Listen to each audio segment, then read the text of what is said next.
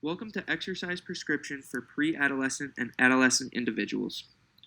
In this presentation, we will be talking about what pre-adolescent and adolescent means, when children hit puberty, as well as special considerations for children, parental influence, overtraining and burnout, participation screening and evaluation for children, training methodology, and exercise testing to include and avoid, as well as exercises to include and avoid.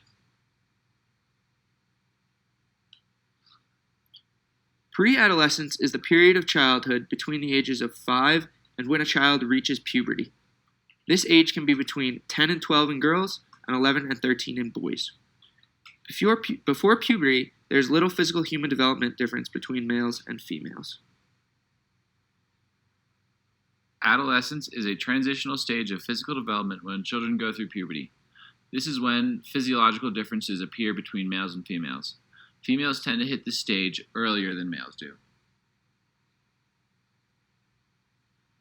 Hitting puberty has a big role in the physical activity of both genders. Exercise may help kids feel more in control of their changing bodies. It can help teens maintain weight and reduce stress during puberty. Unfortunately, obese teens may feel more ashamed of their bodies during this time, resulting in not wanting to participate in physical activity. All this information points to the importance of physical activity education before puberty so children can learn the behaviors, knowledge, and habits to help them out later in life. When dealing with children, there are a few special considerations to consider that normally wouldn't need to be addressed. Firstly, children at a young age are far more susceptible to outside influence than individuals at older ages. In fact, it has been proven that those with an active father, older brother, and best friend are on average more active than their peers lacking those same influences. Those in neighborhoods where sports are a big part of the culture will tend to participate more frequently than if their friends did not participate. Moving on from influences, liability changes when you work with children. If a child is under the age of 18, then a waiver will not hold up unless it is also signed by a parent or guardian. Another common trend among children is their tendency to burn out. This essentially means that a prolonged period of stress causes a physical or emotional degradation in an individual, oftentimes causing them to choose not to return to an activity.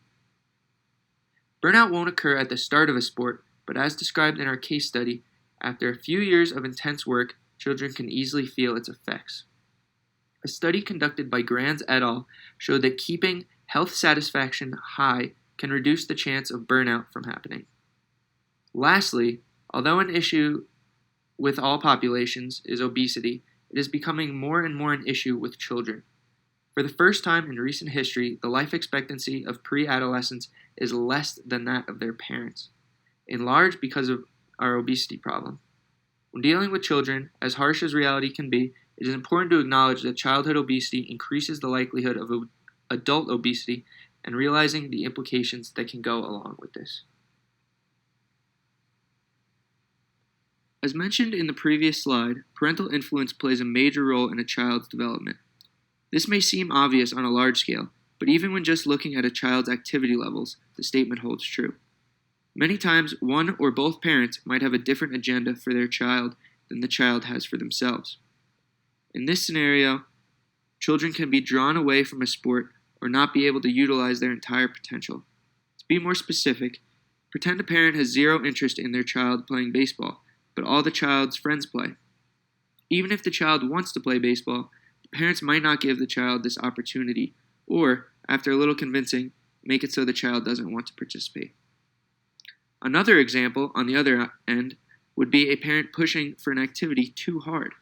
Everyone has seen a parent yell at their child at a youth soccer game, for example, and if that child is not on the same page, this can lead to a large amount of self-doubt and eventually negatively affect a child's will to participate.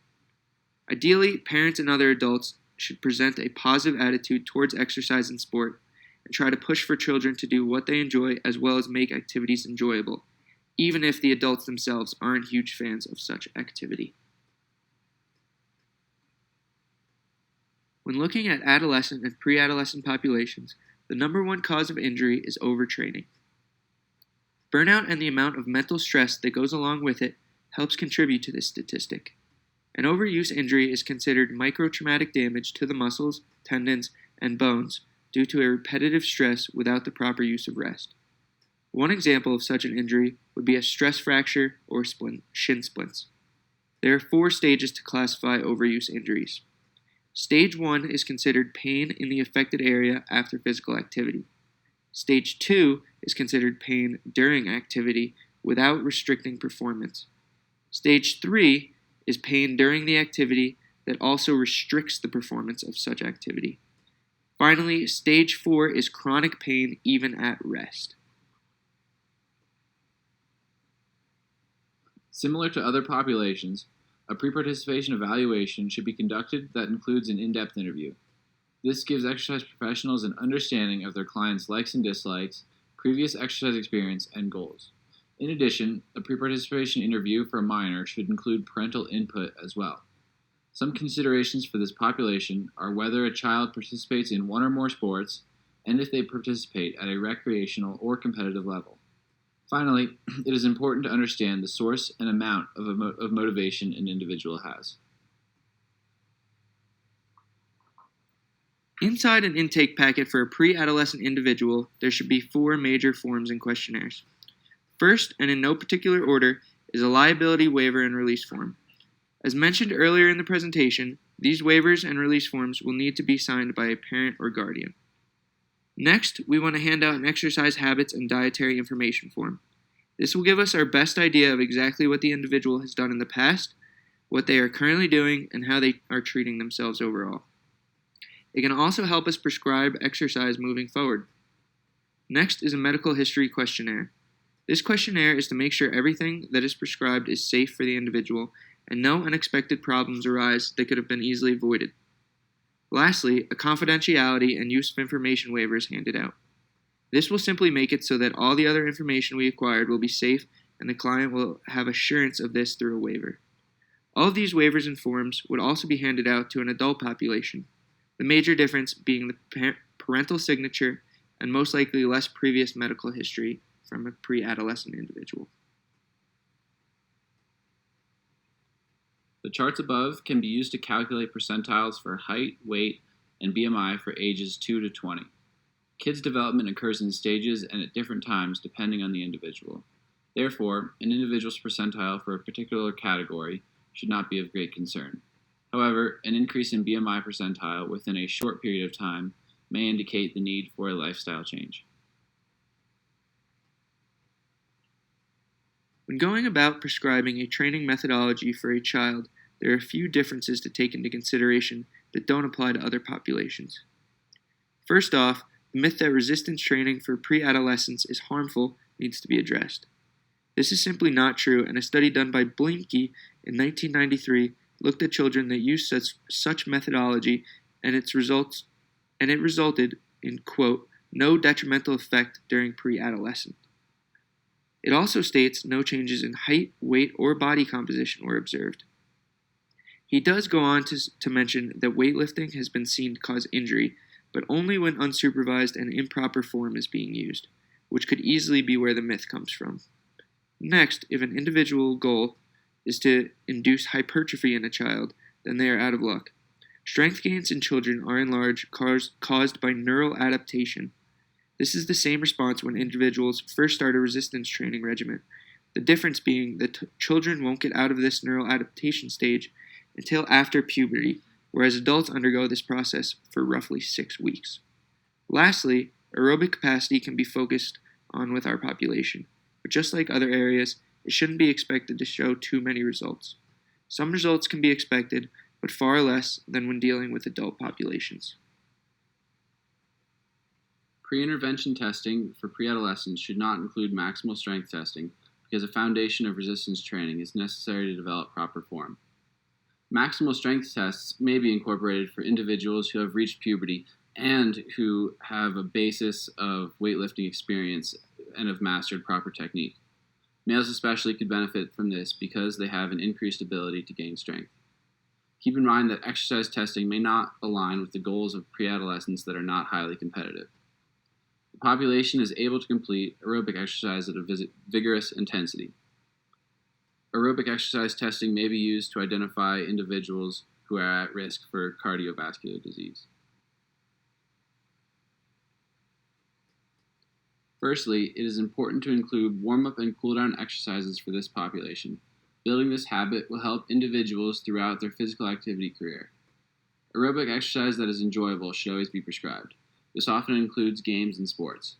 Other exercises, such as running, biking, and rowing, can be included. However, it is important to monitor the volume of these repetitive exercises to avoid overuse and burnout. The majority of exercise, especially for preadolescents, should be aerobic because it has health benefits that are more valuable than resistance training. As with any population who is participating in weight training for the first time, workouts should be focused on establishing proper form before adding weight. At times, it is best to start with no added weight, especially for exercises such as the squat. Weight training should include multi-joint exercises that utilize the full range of motion of joints. These exercises are most aligned with the methodology that the goal of training should be improving functional movement and preventing injury. 3 sets of 8 to 15 repetitions is a good range to establish neural adaptations, muscular endurance, and proper form. Individuals can engage in resistance training between 2 and 4 times per week, depending on their goals. The vast majority of exercises can be completed by healthy individuals in this age group. Single joint exercises are less valuable than multi-joint exercises because they do not improve functional abilities that can be transferred to participation in sports. In addition, the benefits of single joint exercise is diminished because of this population's ability to achieve strength gains through hypertrophy. Exercise being prescribed should be evaluated and reevaluated to ensure that they are in line with the interests of participants and training methodologies.